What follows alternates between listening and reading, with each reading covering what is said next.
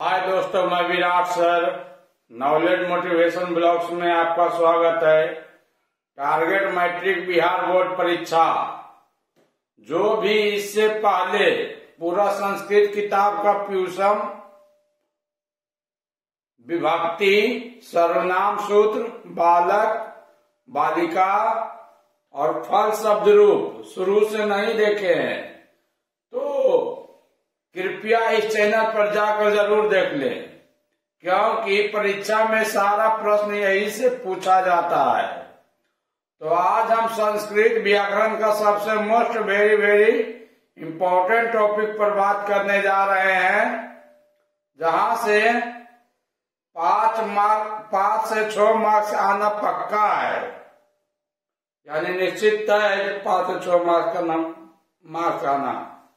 तो समय न गवाते हुए, क्योंकि वक्त कम है, जितना दम है उतना लगा दो। कुछ लोगों को मैं जगाता हूं और कुछ लोगों को आप जगा दो। तो आज का टॉपिक है काल अर्थात विभक्ति का इकारांत पुल्लिंग मुनि और उकारांत पुल्लिंग साधु शब्द रूप शुरू होने जा रहा है, जो इस प्रकार है। उसको शुरू करने से पहले संस्कृत का मोस्ट वीवीआई सर्वनाम सूत्र देख लेते हैं। इसके बिना संस्कृत अधूरा है। तो सर्वनाम सूत्र इस तरह है। सर्वनाम सूत्र नाम ही से पता लग रहा है कि कितना वीवीआई है ये बोला सर्वनाम सूत्र। सर्व मतलब, क्योंकि सर्व मतलब होता है सभी जगह, तो सभी जगह प्रयोग होने वाला सूत्र है ये। तो ध्यान दीजिएगा बच्चों, एक वचन, द्विवचन, बहुवचन। वचन मतलब संख्या, तो एक वचन मतलब एक, द्विवचन मतलब दो और बहुवचन मतलब दो से अधिक। उसी तरह इधर है प्रथम पुरुष, मध्यम पुरुष, उत्तम पुरुष। जिसके बारे में कहा जाए उसे प्रथम पुरुष कहते हैं, सुनने वाला को मध्यम पुरुष कहते हैं और बोलने वाला को उत्तम पुरुष कहते हैं। तो ध्यान दीजिएगा बच्चों, सा ओलिक सकरसा, सा पुल्लिंग के लिए, सकरसा स्त्रीलिंग के लिए। सा तौ ते तवम युवाम यूयम अहम आवाम वयम। सा तौ ते तवम युवाम यूयम अहम आवाम वयम। इसका एक हिंदी में देख लेते हैं। हिंदी रूप सा या सा रहेगा, तो सा रहेगा पुल्लिंग रहेगा तो वाह, और सकरसा रहेगा स्त्रीलिंग रहेगा तो उसके लिए वाह। लेकिन ध्यान दीजिएगा, वाह यहाँ पर पुल्लिंग और स्त्रीलिंग दोनों के लिए अलग अलग है। तव मतलब वे दोनों, ते मतलब वे लोग या वे सब, तो मतलब तुम या आप, युवाम मतलब तुम दोनों या आप दोनों, युयम मतलब तुम लोग या तुम सब या आप लोग या आप सब। अहम मतलब मैं या हम, आवाम मतलब हम दोनों, वयम मतलब हम लोग या हम सब। ये हो गया। अब इसके बाद चलते हैं दोस्तों विभक्ति। अब आते हैं विभक्ति। याद रखिएगा दोस्तों, संस्कृत में अनुवाद बनाने के लिए ये सब आना जरूरी है, जैसे सर्वनाम सूत्र, विभक्ति, कारक चिन्ह। तो विभक्ति आइए देखिएगा। प्रथमा विभक्ति, द्वितीय विभक्ति, तृतीय विभक्ति, चतुर्थी विभक्ति, पंचमी विभक्ति, षष्ठी विभक्ति, सप्तमी विभक्ति, अष्टमी या प्रथमा। कारक, कारक यहाँ पर हिंदी चिन्ह है, तो इसको याद कैसे करना है। कर्ता ने कर्म को करण से मतलब संजोग, यहाँ पर एक दूसरे से जोड़ने का काम होगा। संप्रदान के लिए आपादान से, यहाँ मतलब से यानी वियोग, यहाँ पर एक दूसरे से दूर होने का बात होगा। संबंध का के की अधिकरण में पै पर संबोधन है अरे अजिया हो।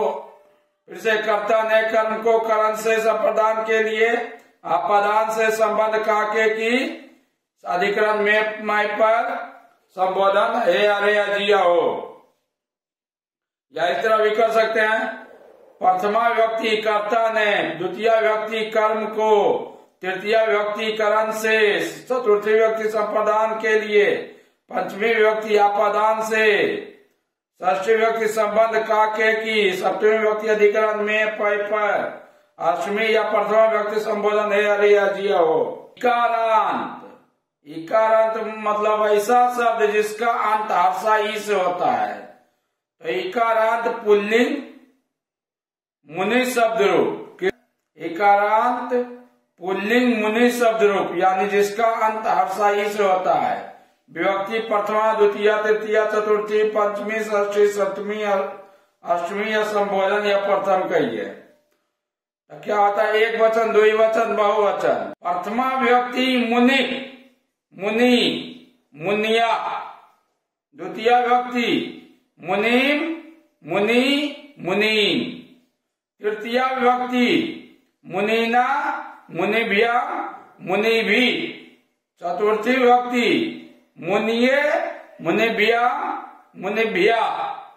पंचमी विभक्ति मुने, मुनिभ्या, मुनिभ्या। षष्ठी विभक्ति मुने, मुनियो, मुनिनाम। सप्तमी विभक्ति मुनव, मुनियो, मुनीषु। संबोधन हे मुने, हे मुनि, हे मुनिया। अब ध्यान दीजिए बच्चों, जो इकारांत शब्द रूप पर ही बनेगा सब टोटल के टोटल। यहाँ पर दिया हुआ इकारांत पुल्लिंग शब्द रूप, तो पति भी इसी पर बन जाएगा। पति, भूपति, सेनापति, ऋषि, कवि, ध्वनि, पानी, विधि, अग्नि, कृषि इत्यादि। ये सब का शब्द रूप सब मुनि पर ही बन जाएगा, इसी पर टोटल आ जाएगा। ध्यान दीजिए बच्चों, इसका यदि हम बनाएंगे पति का, तो इसको हो जाएगा प्रथमा व्यक्ति में पति, पति, पतिया, पतिम, पति, पति। इस तरह होगा। इसी तरह शब्द रूप बनता है। उकारांत पुल्लिंग शब्द रूप, उकारांत पुल्लिंग साधु शब्द रूप। उकारांत मतलब हुआ वैसा शब्द जिसका अंत हर्षा उ से होता है। उकारांत मतलब हुआ वैसा शब्द जिसका अंत हर्षा उ से होता है, उसे उकारांत पुल्लिंग शब्द रूप कहते हैं। जैसे साधु, साधु का देख लीजिएगा, विभक्ति है यहाँ पर, एक वचन है, द्विवचन है, बहुवचन है। प्रथमा विभक्ति, द्वितीय विभक्ति, तृतीय विभक्ति, चतुर्थी विभक्ति, पंचमी विभक्ति, षष्ठी विभक्ति, सप्तमी विभक्ति, संबोधन। ध्यान दीजिएगा बच्चों, प्रथमा विभक्ति में साधु, साधु, साधवा। द्वितीय विभक्ति में साधुम, साधु, साधुन। तृतीय विभक्ति साधुना, साधुभ्या, साधुभी। चतुर्थी विभक्ति साध्वे, साधुभ्या, साधुभ्या। पंचमी विभक्ति साधो, साधुभ्या, साधुभ्या। षष्ठी विभक्ति साधव, साधवो, साधुना। सप्तमी विभक्ति साधव, साधवो, साधुषु। संबोधन या प्रथमा या अष्टमी विभक्ति हे साधो, हे साधु, हे साधवा। अब आइएगा उकारांत पुल्लिंग शब्द रूप। कौन कौन इस साधु शब्द रूप पर टोटल बन जाएगा? तो पशु है, देख लीजिएगा ध्यान से, सब में हर्षा उ लगा हुआ होगा। तो पशु, ऋतु, जंतु, शत्रु, विष्णु, गुरु, प्रभु, धातु, बंधु, भानु, मृत्यु, बिच्छू आदि इत्यादि। ये जितना भी है उकारांत पुल्लिंग शब्द रूप सब साधु रूप पर ही बन जाएगा। अब पशु का जैसे बनाएंगे तो प्रथमा विभक्ति में पशु का हो जाएगा पशु, पशु, पशुआ। द्वितीय विभक्ति में हो जाएगा पासु, पासु, पासुन। इसी तरह सब बनता है। अब अनुवाद देख लीजिएगा एग्जाम्पल। राम मुनि को देखता है। किसको देखता है? मुनि को। तो किस विभक्ति में को आता है? तो कर्ता ने कर्म को। तो कर्ता ने कर्म को क्या हो जाएगा? कर्ता ने कर्म को द्वितीय विभक्ति में जाएगा।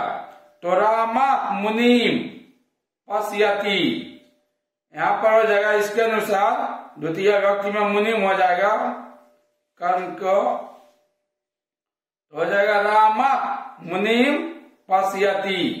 अगला है मैं साधुओं को देखता हूं, अहम मैं का हो जाएगा अहम साधुओं को, साधुन पश्यामि।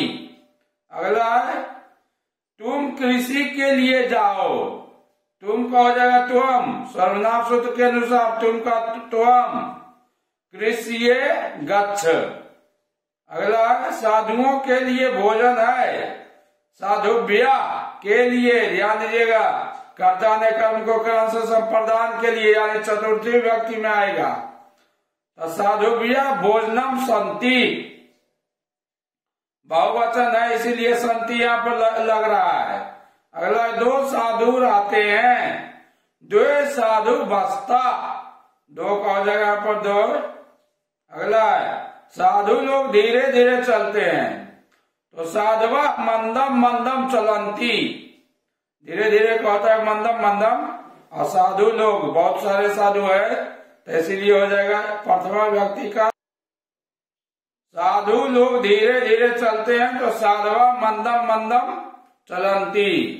अगला है तीन बंधु घूमते हैं, बंधु मतलब मित्र, तो हो जाएगा यहाँ पर त्रीनी बांधवा भ्रमंती, तीन हो जाएगा बहुवचन में चला जाएगा इसलिए अंति लग रहा है, त्रीनी बांधवा भ्रमंती। अगला है वहां कौन खेलता था, तत्र का आक्रीडा। तो मिलते हैं दोस्तों नेक्स्ट वीडियो में नेक्स्ट टॉपिक पर। दोस्तों जब तक परीक्षा खत्म ना हो जाए, जब तक परीक्षा खत्म ना हो जाए तब तक लगनशील होकर पढ़ाई करते रहो, क्योंकि ये दुनिया मेहनत नहीं रिजल्ट देखती है। ओके बाय दोस्तों।